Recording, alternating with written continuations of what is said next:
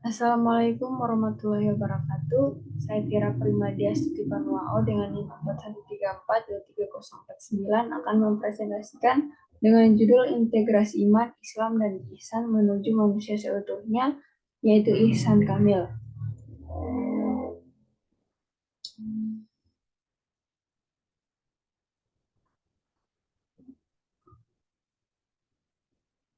Yang pertama ada iman. Iman terdiri dari 3 huruf asal, hamzah, mim, dan yarawati, yang merupakan kata kerja dari masdar al-am atau keamanan, lawan kata dari al-khauf atau ketakutan.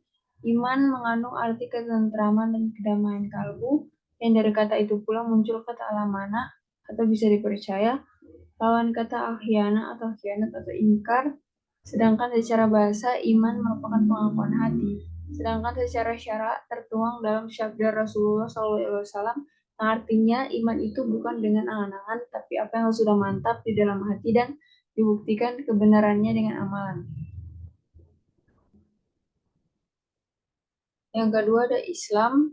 Secara etimologi, Islam berasal dari bahasa Arab, diambil dari pemahaman salimah yang berarti selamat sentosa. Dari kata ini kemudian dibentuk menjadi kata aslama yang berarti memelihara dalam keadaan selamat, sentosa, dan berarti pula berserah diri, patuh, tunduk, dan taat.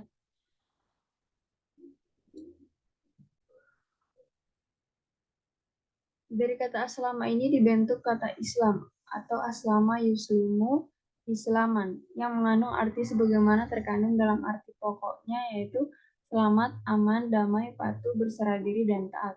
Orang yang sudah masuk Islam disebut muslim, yaitu orang yang menyatakan dirinya telah taat, menyerahkan diri, dan taat kepada Allah Subhanahu wa Ta'ala. Dengan melakukan aslama, orang ini akan terjamin keselamatannya di dunia dan di akhirat. Selain itu, ada pula yang berpendapat bahwa Islam berarti al-Islam, yakni mencari keselamatan atau berserah diri.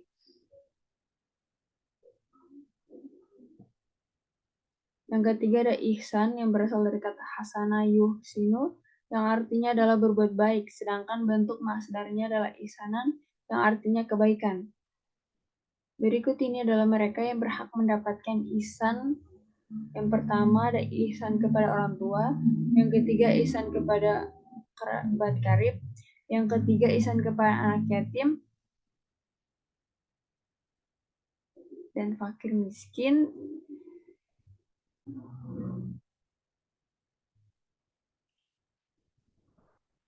Yang berikut ada ihsan kepada tetangga dekat, tetangga jauh, serta teman sejawat.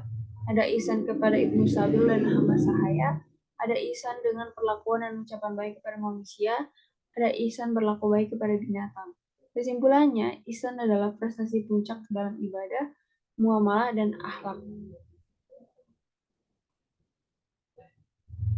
Integrasi Islam, iman, dan ihsan. Dalam hadis riwayat Muslim terdapat dalil bahwa iman, Islam, dan ihsan semuanya disebut ad-din atau agama yang mencakup 3 tingkatan.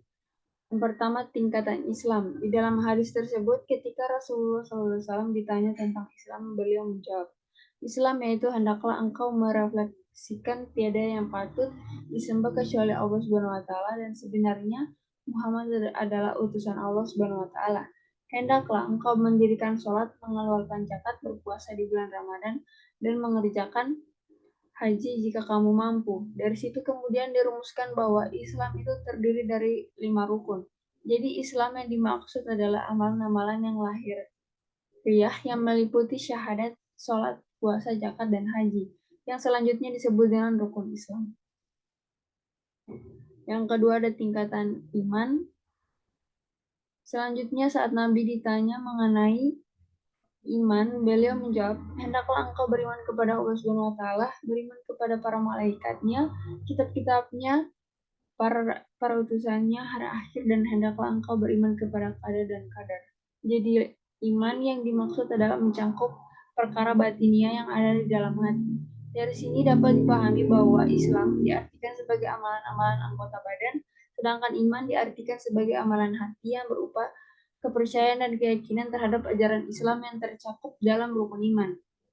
Yang ketiga ada tingkatan ihsan. Nabi juga bertanya kepada Jibril tentang ihsan.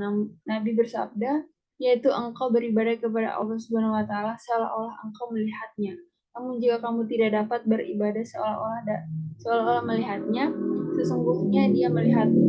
Ihsan yaitu sikap menyembah atau ta'abud kepada Rabbnya dengan ibadah yang memenuhi rasa harap dan keinginan, seolah-olah dia melihatnya, sehingga dia pun sangat ingin sampai kepadanya. Dan ini adalah derajat ihsan yang paling sempurna. Tapi bila dia tidak bisa mencapai kondisi ini, maka hendaknya dia berada di derajat yang kedua, yaitu beribadah kepada Allah Subhanahu wa taala dengan ibadah yang terpenuhi rasa takut dan cemas akan siksanya. Karena itulah Nabi bersabda, jika kamu tidak bisa melihatnya, maka sesungguhnya dia melihatmu. Artinya, jika kamu tidak mampu memujanya seolah-olah kamu melihatnya, maka sesungguhnya dia melihatmu. Jadi tingkatan ihsan ini mencakup perkara lahir maupun batin. Sekian dari saya, mohon maaf lebih dan kurangnya. Wassalamualaikum warahmatullahi wabarakatuh.